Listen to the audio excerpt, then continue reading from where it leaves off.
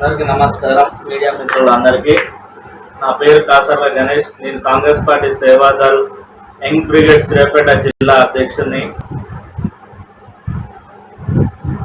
కరివరాల కొత్తగూడెం గ్రామానికి చెందిన వ్యక్తి. నేను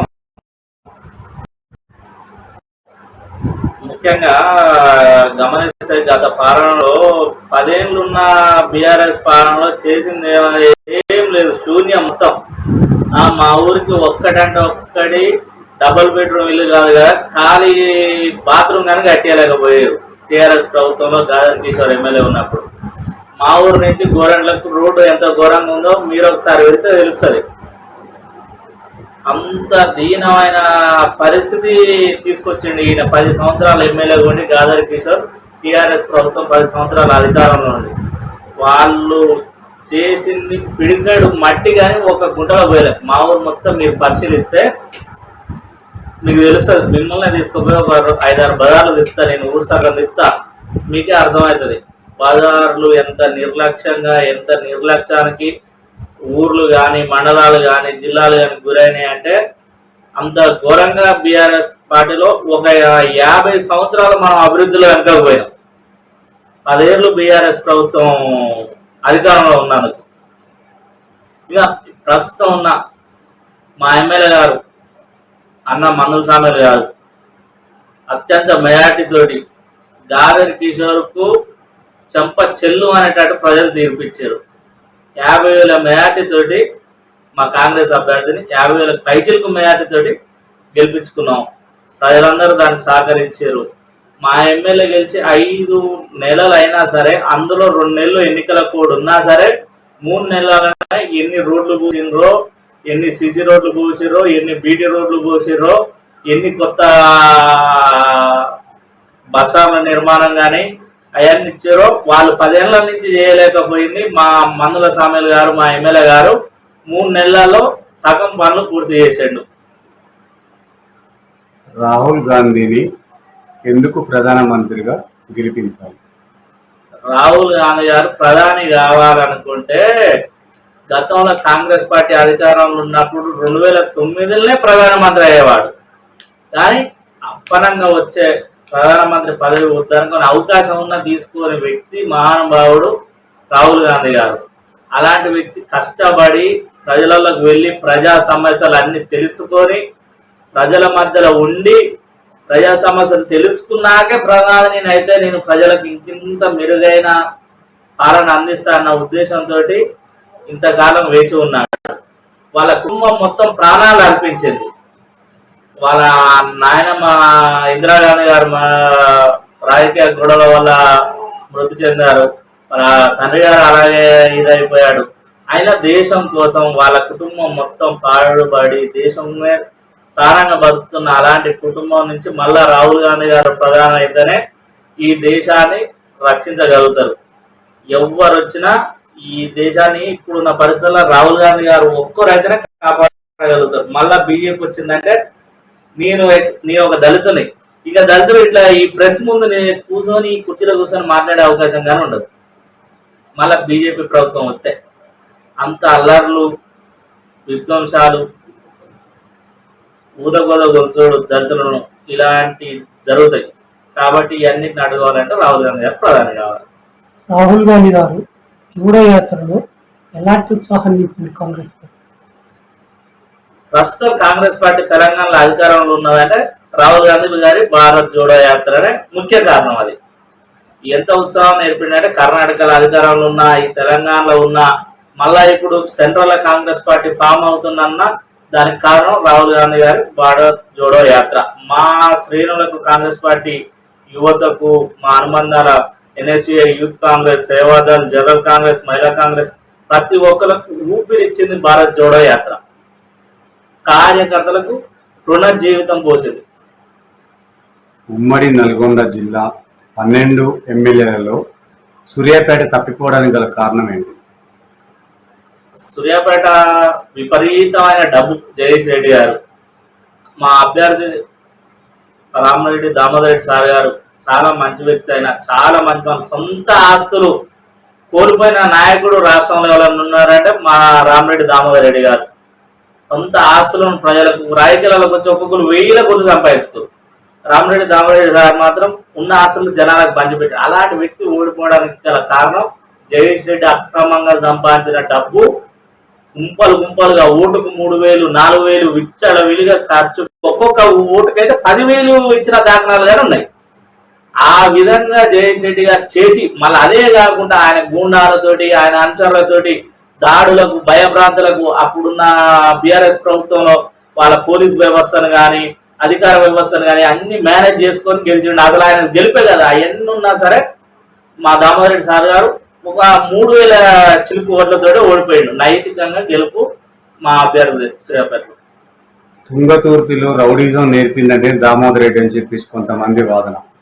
ఇది ఎంతవరకు కరెక్ట్? ఆయన ఎమ్మెల్యేగా ఉన్నాం. అసలు కమ్యూనిస్టుల నుంచి మొత్తం రౌడీజాన్ని మా ప్రజల మీద జరిగే దాడులని అడ్డుకున్నదే దామోదర్ రెడ్డి సార్ గారు. సార్ లేకపోతే తుంగతుర్తి అనేది మొత్తం ఒలగాడిగా మిగిలిపో. ఆ కమ్యూనిస్టుల అక్రమాలను అప్పటి రోజుల్లో ఉన్న కమ్యూనిస్టులు ఇప్పుడు కాదు కానీ ఆ రోజులో ఉన్న వాటికి అడ్డుగట్టగా నిలబడి శాంతి చేకూర్చింది తుంగతుర్తిలో. అవన్నీ అవాస్తవాలు, పడనలు సృష్టించే ప్రచారాలు. ఈ కాంగ్రెస్ ప్రభుత్వంలో దళితులకు అన్యాయం జరిగిందని చెప్పేసి మూతపల్లి నరసింహ మాజీ ఎమ్మెల్యే ఎంతో పోరాటం చేసింది. దానిపైన మీరు ఏమంటారు? ఆయనకు అన్యాయం జరిగింది, ఈ దళితులకు ఏడ అన్యాయం జరగలే.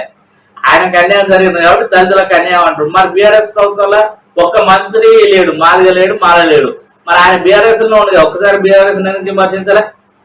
ఇప్పుడు దామోదర్ రాయ నరసింహ గారు మా మాదిగ హెల్త్ మినిస్టర్, బట్టి విక్రమార్క మా మానసోడు డిప్యూటీ సీఎం, ఇట్లా అనేక మంది రానున్న కాలంలో మా సంపత్ గారికి మంచి పదవులు వస్తాయి. స్పీకరు ప్రసాద్ గారు స్పీకర్ మా దళితుడే. ఇన్ని అవకాశాలు ఇచ్చింది బీఆర్ఎస్. ఏం అవకాశాలు? ఆయన బీఆర్ఎస్ ప్రశ్నించేదండి. అంటే కాంగ్రెస్ గవర్నమెంట్ మొత్తం కూడా రెడ్డి యుగం, రెడ్డి పాలన అని చెప్పేసి అంటున్నారు ప్రతిపక్షాలు. ఎంతవరకు కరెక్ట్? అవన్నీ అవాస్తవాలు. రెడ్డి పాలన ఎట్లయితుంది? ఇప్పుడు ఒక ముఖ్యమంత్రి అంటున్నది ఇది బీఆర్ఎస్ పార్టీ వెలమల దొర పార్టీ, దొర పొగడల పార్టీ. మా సంపన్న వర్గాలకు అందరికీ కలుపుకొని పోయే పార్టీ కాంగ్రెస్ పార్టీ. అందరికి సంస్థానం కాంగ్రెస్ పార్టీలో ఉంటుంది. మాజీ ఎమ్మెల్యే గాదర్ కిషోర్ ప్రధానంగా అసలు ఓడిపోవడానికి ప్రధాన కారణం ఏంటి? ప్రధాన కారణం ఆయన అవినీతి, నోటి దుర్సు, అహం, డబ్బు పొగరు, ఉసుక మాఫియా, దొంగ నోట్లు, నయంతో అటగారాలు. ఇవన్నీ అనేక కారణాలు. ఆయన ఓడిపోవడానికి ఒక కారణాలు కాదు. వెనకటికి ఎవరు దాకు 100 కారణాలు కారణం అన్నట్టు. 100 కాదు, 1000 కారణాలు కారణం గాదర్ కిషోర్ ఓడిపోనికి. అలాంటి మనిషిని, అలాంటి వ్యక్తి, అలాంటి ఆయన ఎమ్మెల్యే అయినందుకు సమాజం సిగ్గుపడాలి. కిషోర్ లాంటి వ్యక్తి అంత అహంకారి, అంత శాడిస్టు, ఈగోయిస్టు. మా ప్రశ్నిస్తే దాడులు చేస్తాం. ఎక్కడి నుంచో వచ్చి మా తుంగతుర్తి బిడ్డల మీద ఎంతమంది మీద దాడి చేసాడు. అందుకే చెంప జల్లు అనేటట్టు మళ్ళీ తంటే పోయి నల్గొండ పడ్డాడు. ఇక్కడ ఉన్న ప్రస్తుతానికి ఉన్న ఎమ్మెల్యే ఎన్నికలకు ముందు ఇసుకని ఫస్ట్ అక్రమంగా తరలిసిన ఇసుక ఆపుతానన్నాడు. మళ్ళీ యథావిధిగా కొనసాగుతుంది. ఆ ఎమ్మెల్యేకి ఈ ఎమ్మెల్యేకు తేడా ఏముంది? అప్పుడు లారీలు ఎన్ని లారీలు? 200-300 లారీలు ఉండేది. మీరు పరిశీలిస్తే జాగ్రత్త కూడా వాళ్ళ దగ్గర. ఇప్పుడు పోయి చూడండి, అదే వాళ్ళ దగ్గర. మనం అందరం ఇట్లా పోదాం మన కార్లే పోయి ఆడ మీ కెమెరాలతో తీరి ఎన్ని లారీలు ఉన్నాయో అదే మీరే ప్రత్యక్ష సాక్షి. ఇప్పుడు కూడా కుప్పలు పోసిరు రేవంత్ రెడ్డి అని, వెంకరెడ్డి అని. అవన్నీ అవాస్తవాలు యాడున్నాయి. మీ ప్రెస్ వాళ్ళు వీళ్ళు చెప్పింది కాదు. మీరు పోయి ఆడ లైవ్ లో చూడండి, చూసి ఆ వీడియో తీసి అప్పుడు ప్రజలకు మీరు చెప్పేవాళ్ళు మీరే విమర్శించవద్దు కాంగ్రెస్ పార్టీని. ఇప్పుడున్న స్థానికంగా ఉన్న ఎమ్మెల్యే మందుల సామ్యులు గారు సీనియర్లను పట్టించుకోకుండా పార్టీ మారి వచ్చిన వాళ్ళకే ఫస్ట్ ప్రిఫరెన్స్ ఇస్తున్నారని చెప్పేసి ఈ అంటే కాంగ్రెస్ కార్యకర్తలు కొంతమంది చెప్తున్నారు. దీనిపైన మీరేమంటారు? పాత కొత్త అనేది ఏం లేదండి. ఎవరు పని చేస్తే వాళ్ళకి అవకాశాలు వెతుక్కుంటూ వస్తాయి. అట్లా అని చెప్పేసి పాత వాళ్ళని నెగ్లెక్ట్ చేస్తున్నారని ఏం లేదు. మేమందరం పాత వాళ్ళం. ఫస్ట్ కానీ కాంగ్రెస్ పార్టీ కోసం కష్టపడ్డాం. ఆయన ఫస్ట్ కానీ కష్టపడ్డ వాళ్ళకు ఆయన వచ్చిన తర్వాత ఏం మార్చింది? మండల అధ్యక్షులు మార్చింది. ఫస్ట్ కానీ ఉన్న మా మందం సామెల్ గారు ఎమ్మెల్యే గారు ఎవరు ఏం చేయలే కదా. అవన్నీ పడవలు పుట్టించే దుష్ప్రచారం అది. మొన్న జరిగిన ఎమ్మెల్సీలో తీన్మార్ మల్లన్న గెలుస్తారనుకుంటున్నారా? 100% గెలుస్తాడు తీన్మార్ మల్లన్న. అంటే ఆ మీ దాంట్లో ఉన్న మంత్రులే కొంతమంది సపోర్ట్ చేయలేరు. 36 మంది ఎమ్మెల్యేలు ఉన్నప్పటికీ కూడా ఒక రెండు మినహాయించినా కూడా ఈ మంత్రులు ఎవరు సపోర్ట్ చేయలేరు, ఓడిపోతారని చెప్పేసి టాక్ సర్వేలలో కూడా వెళ్తుంది. అవన్నీ పొద్దుగోనోళ్ళు మాట్లాడే మాటలు, అవన్నీ పట్టించుకునే అవసరం లేదు. గెలిచినాక మనమే మాట్లాడుకుందాం దాని మీద. అతను పార్టీలు మారిండు కదా సార్, బీజేపీ అన్నాడు, కాంగ్రెస్ అన్నాడు, సొంత పార్టీ అన్నాడు. ఇప్పుడు ఆయన పార్టీలు మారిందంటే ఆయన అంతగానో హింసించిన సందర్భంలో ఆయన నీడ కోసం వ్యక్తి 1000 కోట్లు ఏం సంపాదించుకోలే. ఉన్న ఆస్తులని ప్రభుత్వానికి రాసించిన వ్యక్తి తిన్నారు. మళ్ళా పార్టీ మారి 100 కోట్లు సంపాదించుకుంటే పార్టీ మారలే. ప్రజల అవసరాల కోసం ఆయన పెట్టే ఇబ్బందుల కోసం ఇది జరిగింది తప్ప వేరేదేం కాదు. రేపు ఎంపీ ఎన్నికలలో బీజేపీ అధికారంలోకి వస్తే రాజ్యాంగాన్ని మారుస్తారని చెప్పేసి ఇప్పుడున్న అధికార పార్టీ అంటుంది. అది ఎలా సాధ్యపడుతుంది?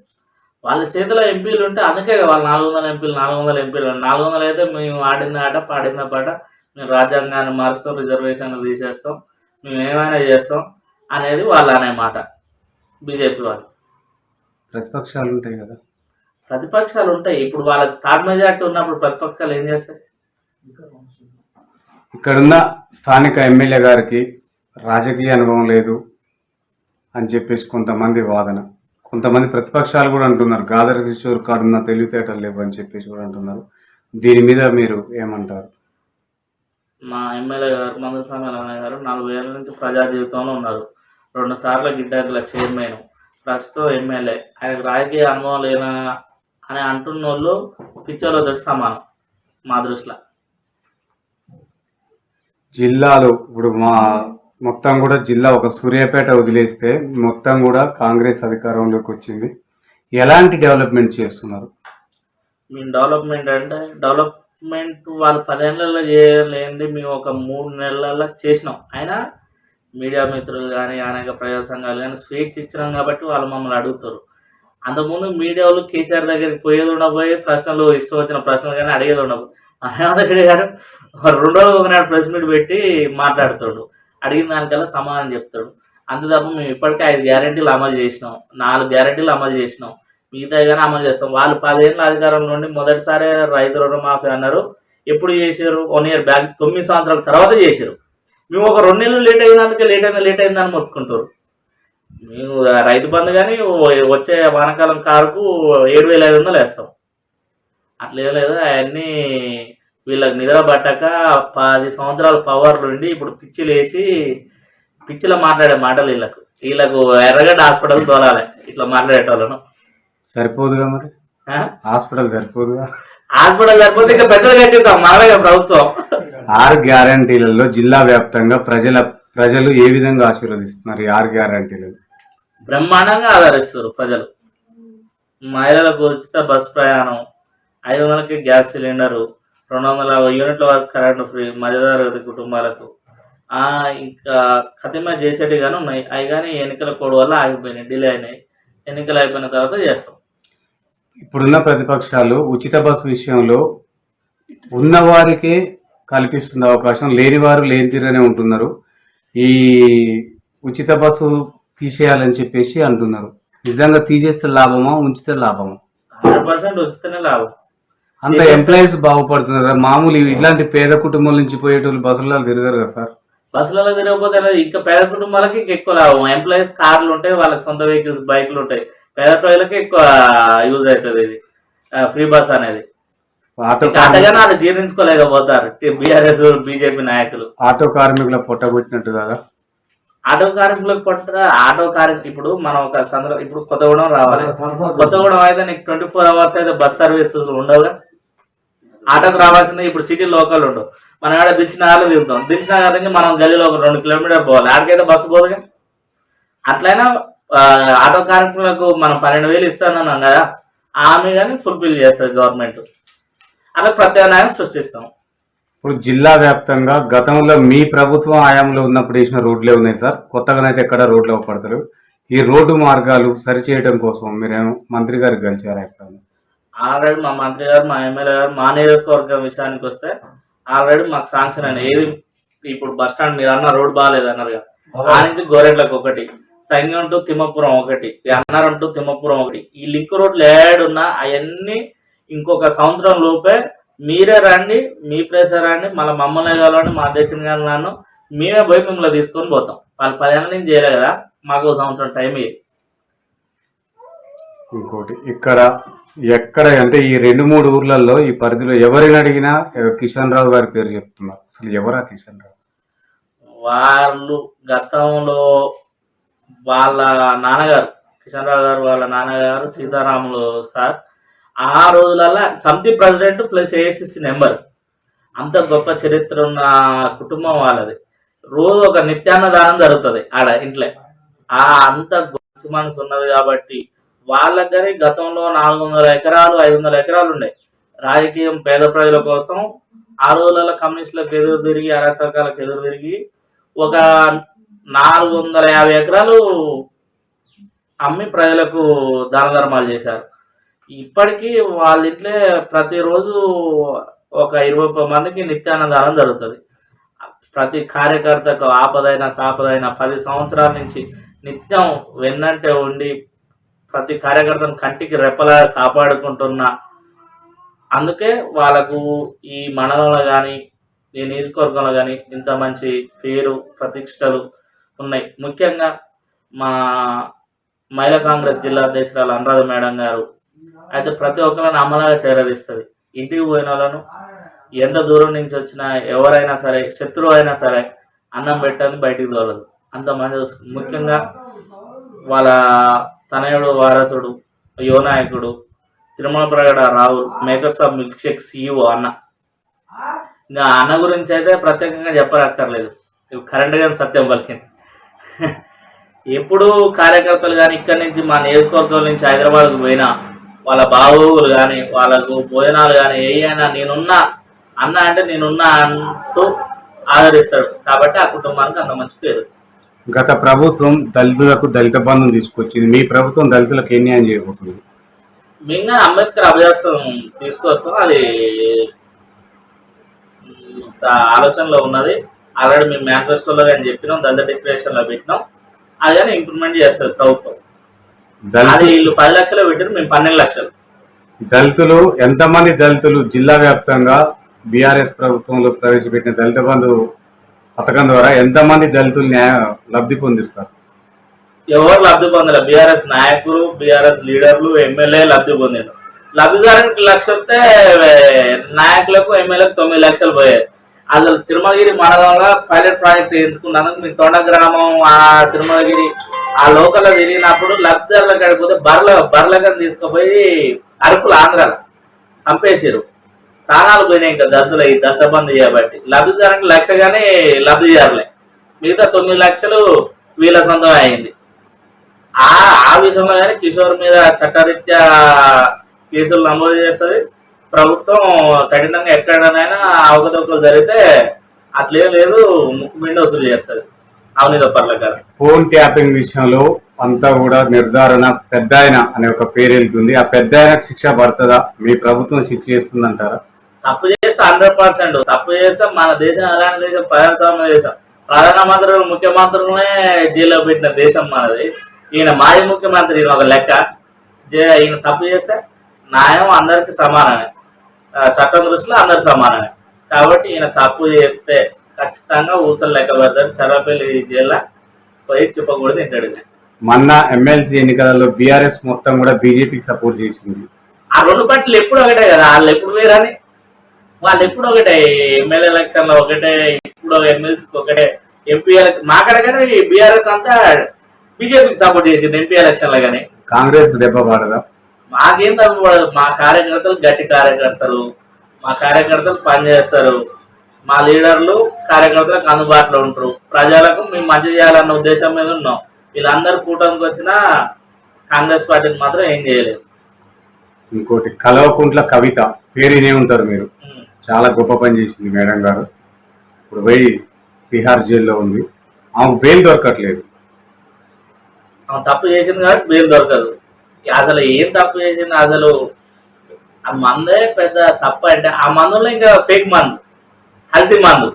అంటే ప్రజల ప్రాణాలను పరంగా పెట్టి మా నాన్న దేశాన్ని ఉద్ధరిస్తాడు, ఆ తెలంగాణ బాబు మా అన్నది మేము ప్రభుత్వాన్ని అటు ప్రజలకు అది చేసిన ఇది చేసిన చెప్పుకునేటోళ్ళే ప్రజల ప్రాణాలతోటి వాడుకున్నది. మద్యమే అనేది తప్పు. ఇంకా మద్యం వ్యాపారం చేసుకుని అలా కల్తీ వ్యాపారం, మద్యం కల్తీ వ్యాపారం. ఆమె చేసిన దానికి అసలు జీవిత ఖైదీ పడాలి అసలు. అయితే గౌరవ సీఎం ఇప్పుడున్న ముఖ్యమంత్రి గారు బెల్ట్ షాపులను మొత్తం కూడా ఎక్కడికక్కడ మూసేయాలని చెప్పేసి గతంలోనే ఆర్డర్స్ ఇచ్చింది. జిల్లా వ్యాప్తంగా ఎన్ని మూసేయగలిగారు? మేము జిల్లా వ్యాప్తంగా మూసేసే ప్రాంతాలలో మునుగోడు చూసారు. మునుగోడులో ఎంత మంది మూసేసారు. మా ఊర్లో కానీ చాలా వరకు అప్పుడు బీఆర్ఎస్ ప్రభుత్వం ఉన్నప్పుడు ఒక 50 దాకా ఉండే, చాలా వరకు కంట్రోల్లోకి తీసుకొచ్చినాం. వాళ్ళు కానీ బిల్ షాపులు చేసుకుంటారు కానీ వాళ్ళకి కానీ ఏదో ఒక ప్రత్యామ్నాయం అని చెప్పేసి కొన్ని రోజులు ఓపిక పడుతున్నాం. ఇంకా రానున్న కాలంలో ఈ కాంగ్రెస్ గవర్నమెంట్ లో కళాకారులు అంటే పాటలు పాడే వాళ్ళకి ఆ గవర్నమెంట్ జీతాలు ఇచ్చి పెంచి పోషించింది. మీ గవర్నమెంట్ లో వాళ్ళకి న్యాయం జరుగుతుందని చెప్పేసి వాళ్ళు రోడ్ ఎక్కే పరిస్థితికి వచ్చింది. వాళ్ళకి మీరు ఏం న్యాయం చేస్తారు? ఎవరు రోడ్లు ఎక్కల ఏ కళాకారుని అప్పుడు ముఖ్యమంత్రి కలవగానే కలవకపోయేది. నిన్న మన ముఖ్యమంత్రి గారు రేవంత్ రెడ్డి గారు మన తెలంగాణ గీతం జయ జయ తెలంగాణ అదొక టోన్ రాయాలన్న మన తెలంగాణ కవులను కళాకారులను ఫస్ట్ కాంటి కష్టపడడం పిలిపించుకొని మీటింగ్ పెట్టుకొని అడిగి తెలంగాణ రాజముద్రకు కానీ ప్రతి ఒక్కళ్ళ సలహాలు తీసుకొని చేస్తుండు మన రేవంత్ రెడ్డి గారు. ఆయన మాట్లాడాడు కేసీఆర్ గారు కళాకారులతో ఎప్పుడు సంవత్సరం జైల్లో పెట్టాడు. గద్దర్ గారిని కలుస్తానికి కనీసం అపాయింట్మెంట్ ఇవ్వాలి. రేపు జూన్ 2 ఆవిర్భావ దినోత్సవం ఏ విధంగా జరుపుకుంటారు? అది తెలంగాణలో పెద్ద పండుగలాగా జరుపుతాం. మనకు దసరా పెద్ద పండుగ. ఎప్పటి జూన్ 2 అంతకన్నా పెద్ద పండుగలాగా మా ముఖ్యమంత్రి గారు నిర్వహిస్తారు. అప్పుడున్న ముఖ్యమంత్రి 9 రోజులు చేసిన కదా, మరి మీరు ఎన్ని రోజులు చేస్తారు? 18 రోజులు చేస్తారా, 20 రోజులు చేస్తారా, నెల చేస్తారా? ఇంకా అది మా పార్టీ నిర్ణయం తీసుకుంటారు ముఖ్యమంత్రి గారు. ఇంకేం నిర్ణయం తీసుకోవాలి. నిర్ణయం అంటే ఈ సంవత్సరం ఇప్పుడు కోడ్ అమలు ఉన్నది కాబట్టి ఈ కారణాల వల్ల ఈ సంవత్సరం మాత్రం ఒక్క రోజుతోటే నాకున్న సమాచారం వరకు, కాకపోతే ఆ ఒక్క రోజు కానీ చాలా పెద్ద ఎత్తున చేస్తాం. ఇక నెక్స్ట్ ఇయర్ నుంచి మీరు అన్న విధంగా ప్రభుత్వం ఆలోచిస్తుంది. నిరుద్యోగులకి ఏం చెప్పదలుచుకున్నారు? నిరుద్యోగులకు మేము ఎక్కిన తర్వాత మెగా డిఎస్సి వేసినాం, కానిస్టేబుల్ జాబ్స్ వేసినాం, గ్రూప్ 2 వేసినాం, గ్రూప్ 1 వేసినాం, వెంటనే నోటిఫికేషన్ ఇస్తున్నాం, ఎగ్జామ్ డేట్స్ ఇస్తున్నాం. ఇక నిరుద్యోగుల వల్లనే మా ప్రభుత్వం అధికారంలోకి వచ్చింది. అలా నిరుద్యోగుల్ని కాంగ్రెస్ ప్రభుత్వం ఎప్పుడూ మర్చిపోదు. వాళ్ళ రుణం ఖచ్చితంగా తీర్చుకుంటాం. ముఖ్యమంత్రి గారు అధికారంలో రాగానే జాబ్ క్యాలెండర్ విడుదల చేస్తున్నారు. ఇప్పటి వరకు జారలేదు. దానిపైన మీరేమంటారు? జాబ్ క్యాలెండర్ ఇప్పుడు ముఖ్యమంత్రి గారు వచ్చిన ఒక 15 రోజులకే కోడ్ పడ్డది కదా. ఆ 15 రోజులలో మాకున్న ఒక్క నెల, మేము 1 సంవత్సరం కాట్లే 2 సంవత్సరాలు కాట్లే ఎక్కి 15 రోజులని ఎన్ని చేయాలంటే ఎట్లా సాగు? అప్పటికే మేము నోటిఫికేషన్ జాబ్ క్యాలెండర్ కన్నా ఎక్కువ నోటిఫికేషన్లు వేసినాం కదా. ఆ క్యాలెండర్ పెడతామని కాలక్షేపం చేస్తే ఓకేనా? ఇప్పుడు జాబ్ లేకుండా ఇప్పుడు గ్రామ పంచాయతీ ఎన్నికలు రాబోతున్నాయి సార్. ఓటర్లకు మీరు ఏం చెప్పదలుచుకున్నారు? మీ జిల్లాలో ఉన్న ప్రతి ఓటర్ మాసీలకు మీరు ఏం చెప్పదలుచుకున్నారు? ముఖ్యంగా గ్రామ ఎన్నికలు అంటే కాంగ్రెస్ పార్టీ, ఇప్పుడు గతంలో ఉన్న బీఆర్ఎస్ పార్టీ, మా ఊర్లో మీరు రోడ్డు చూసారు. ఎన్ని మొత్తం వాళ్ళ ప్రభుత్వం నుండి 10 ఏళ్ళలో కానీ ఊర్లో ఒక 2 రోడ్లు పోసిన దాఖలాలు లేవు. మేము ముఖ్యంగా ప్రజలకు నిత్యావసరం మురికి కాలువలు కానీ, రోడ్లు కానీ, ఊర్లలో ఆశా వర్కర్లు కానీ, జిఎన్ఎంలు కానీ, ప్రజలకు ఏదైతే నిత్యావసరం ఉంటాయి అవన్నీ మేము అందుబాటులోకి తీసుకోమని, దాని ద్వారా ఎన్నికలకు వెళ్తామని మేమైతే ముఖ్యంగా తెలియపరుస్తున్నాం.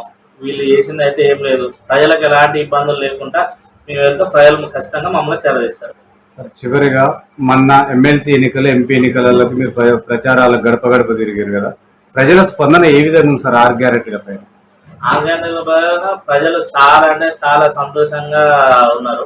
ముఖ్యంగా బస్ ప్రయాణం, ఉచిత కరెంటు 200 యూనిట్లు, గ్యాసు, ప్రతి ఒక్క పథకం మీద చాలా అంటే చాలా ప్రజలు మమ్మల్ని రిసీవింగ్ చేసుకోరు. చాలా సంతోషంగా ప్రజలు ఉన్నారు. మాకు మా ఎంపీ అభ్యర్థికి కనీసం చామల కిరణకు 3,000 నుంచి 3 లక్షల నుంచి 4 లక్షల మెజార్టీ వస్తుంది. మొత్తం ఎంపీ 13% ఇంకో 4 రోజులు అయితే తెలుస్తుంది. Okay, thank you.